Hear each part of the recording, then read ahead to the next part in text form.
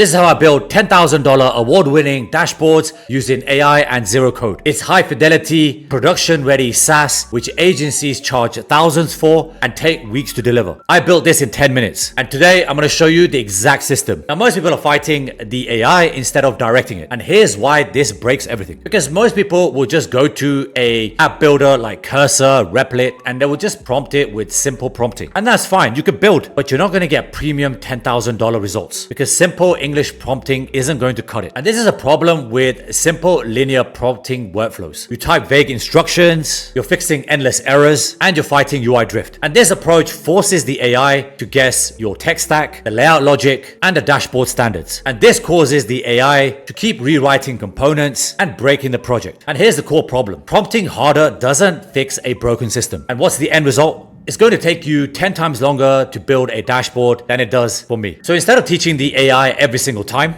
I built a second brain it can reference forever. And for this, you're going to need the Universal AI Architect repository. And shout out to Shamir Vish. I'm a big fan of your content, and he's actually created this framework. So these are basically markdown files on GitHub. And what he's done is he's created like a universal accessibility and UX standards. And the content is great. These are the best practices. These are frameworks that some of the biggest SaaS tools use and deploy. He's even included dashboard patterns, framework rules and guidelines. And there's an architect protocol. So this is guidelines, everything that language model needs to build $10,000 dashboards. So the first thing you need to do is you need to copy this repository onto your desktop. And all you need to do is just head over to GitHub and just pull it. And honestly, this step will save you hours because the framework hard locks the tech stack so the AI never has to guess. It doesn't have to guess about the logic, layout guidelines. None of that is up in the air. You've got a framework that works all the time, every time. And let me just clarify something. This isn't documentation for humans. It's instructions for AI agents. And this eliminates guessing and ensures that every project starts from the same mental model.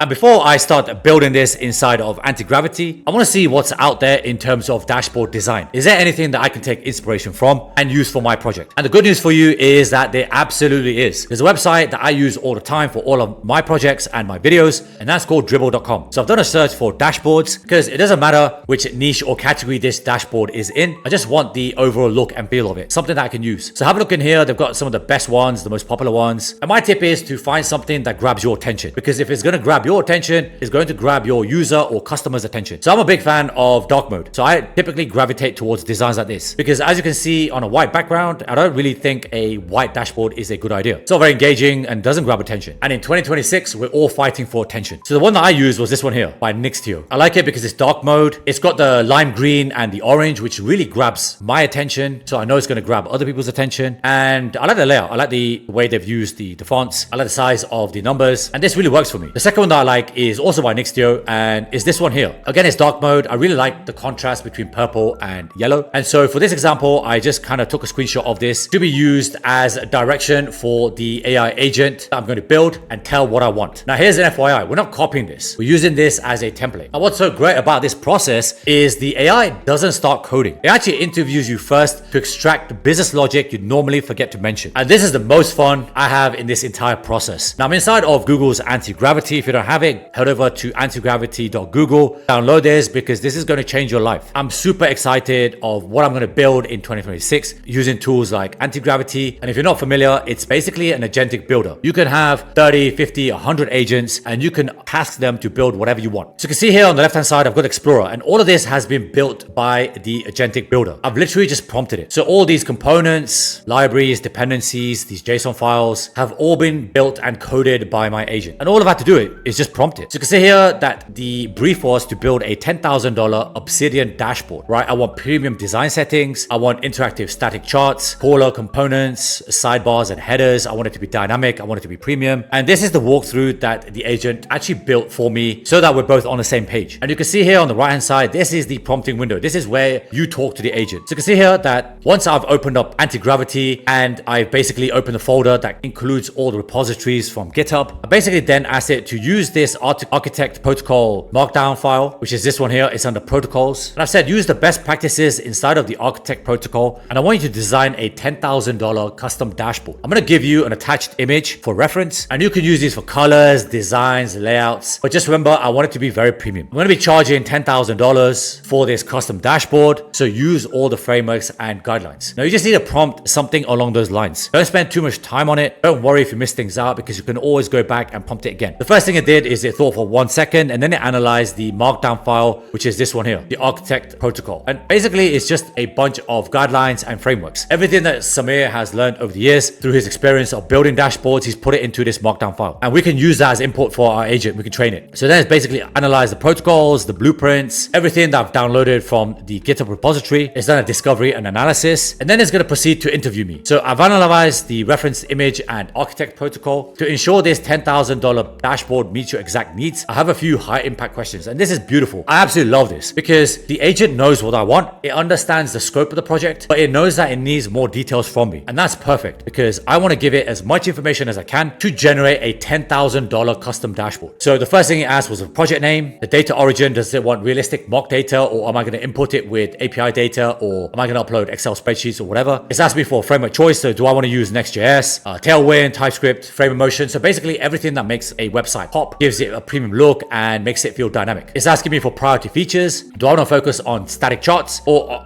ongoing calls, or do I want to make it more visual, more dynamic, that kind of stuff? And then it's asking me about interactive elements. And the last one is timelines. We mentioned a $10,000 custom dashboard. Are there any specific wow factors, animations, or 3D elements that you're looking for? And so I just replied with it, call it Obsidian. For the data, use mock data. For the framework choice, just make it a premium, dynamic, and something that's worth $10,000. So I've kind of delegated it back to the language model. And for the priority features, again, just make it a premium. I leave that up to you. You are Gemini 3. You are the greatest language model in the world, in my opinion. So I trust your judgment. And just remember, I want it to be smooth. I want it dynamic, and I want some interactive elements. And for everything else, just use the attached image as a reference or guide. And then it's gone ahead and built all that, right? So it's now got the context. It's gone ahead and built the implementation plan. And once I'm happy with it, I can then proceed with the implementation plan. And then it's going to start building everything. Now, here's a quick FYI. I'm actually using Google Gemini Flash 3 for this, purely because I want to build this in 10 minutes or less. But also I'm recording a video on top of running an agency, so I don't have that much time. If you want to do this for yourself, I highly recommend that you use Gemini Pro because it has deeper reasoning, it thinks for longer, and it has wider context. So if you're going to production, you're going to get better outputs, but it's going to take longer. And so I'm happy to proceed with the implementation plan. It's now building the project scaffolding, all the dependencies, it's frame of motion, all the libraries, everything I need to make this a $10,000 project is doing for me. And then it's doing some polishing, which is great. And lastly, I noticed a typo on the website. So they were using brake as in brakes on a car, like B-R-A-K-E, when it should be brake, B-R-E-A-K, right? As in a quick lunch break or dinner break. So that was a typo on the screenshot. I picked it up, so I asked it to change that. And yeah, it was kind of done. So there you go. Fixed it as a cigarette break. It's now cigarette break, which is something quite minor, but if you're going to sell this for $5,000, $10,000 or more, make sure that you capture these small little intricacies, because it's going to make you look less competent, right? And this is about competency. It's about showing off your design skills, but more importantly, it's about showing that you have attention to detail. Now, here's a key difference. You're not writing code. You're directing a system that already knows what to build. So you've gone from engineer to project manager, and that's a skill that's very lucrative. So you've just bypassed 40 hours of manual UI development. You have the system to go build something world-class. And if you love this tutorial, click on the next video on screen. Leave your comments below. So if you have any questions, I'm more than happy to answer them. Like this video if it added some value to your life, and repeat after me. Something magical is going to happen today. See you next time.